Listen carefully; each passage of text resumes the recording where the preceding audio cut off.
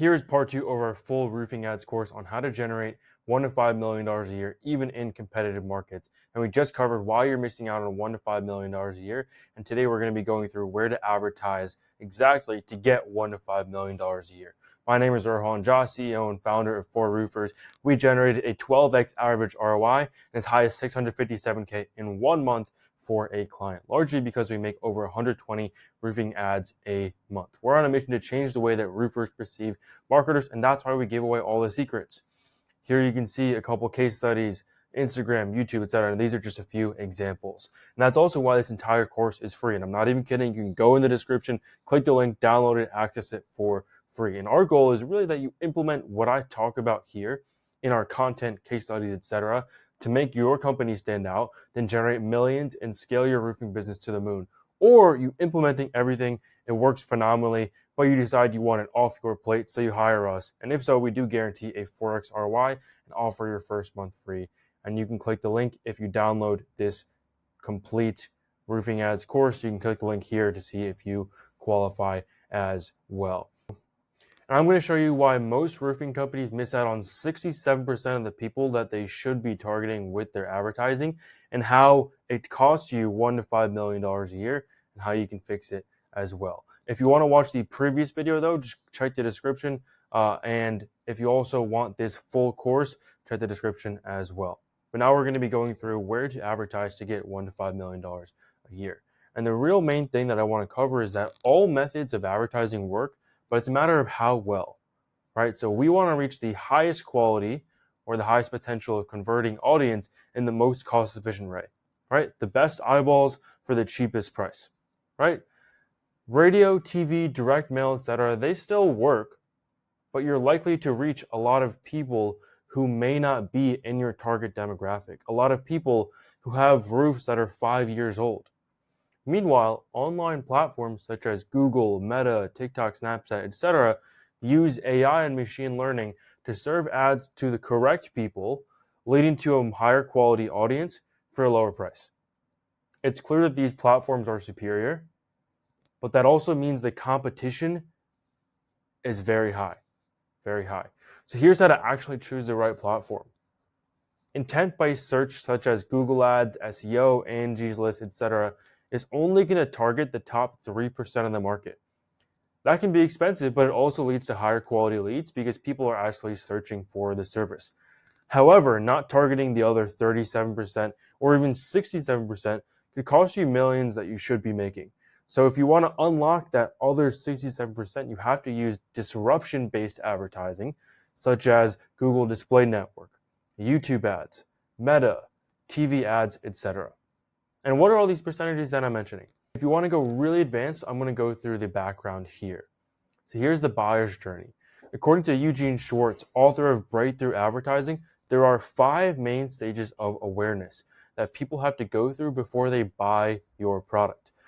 They're either unaware they even have a problem, aware of the problem, aware of the solution to their problem, aware of the product that provides the solution, or the brand, or they're most aware and they're aware of the brand that has those products.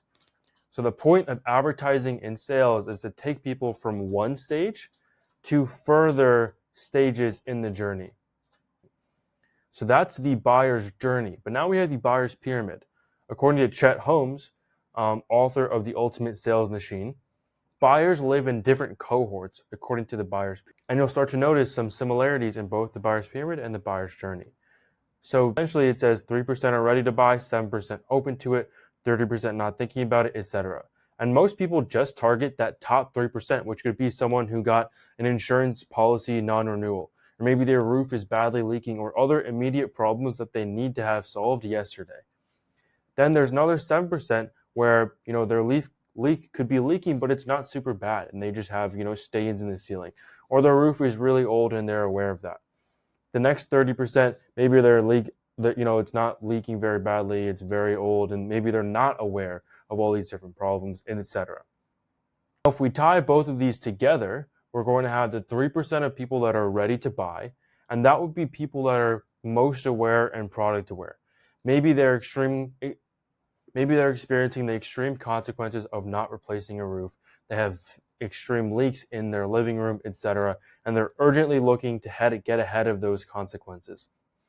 This could be platforms like Google Ads, SEO, Angie's, networks, etc. Then there's just 6 to 7% of people that are open to it.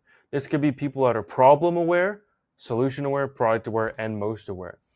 They could be experiencing slight consequences of replacing a roof, or they're looking to get ahead of those future consequences.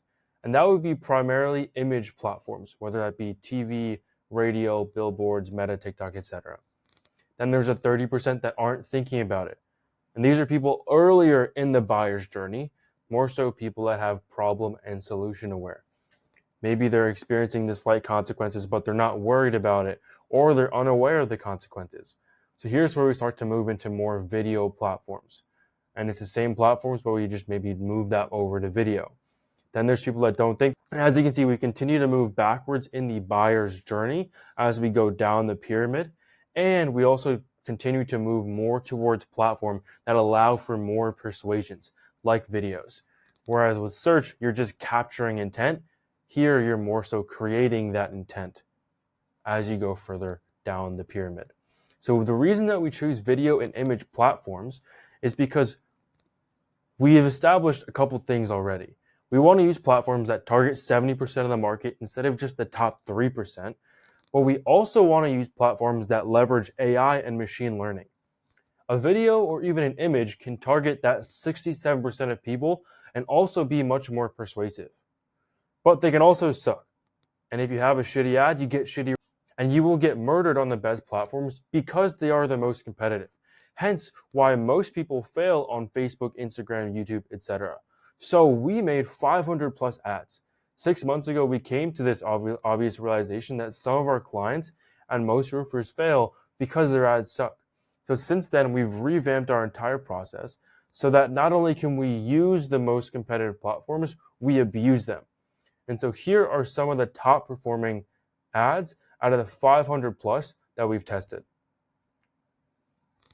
And if you want to watch the next video where I cover 11 of the top performing residential roofing ads that we made out of the 500 that we tested, click the link in the description. It's in there. It's going to pop up in a few seconds. If you also want this full course for free, that's also going to be in there. Click the link and we'll see you in the next video.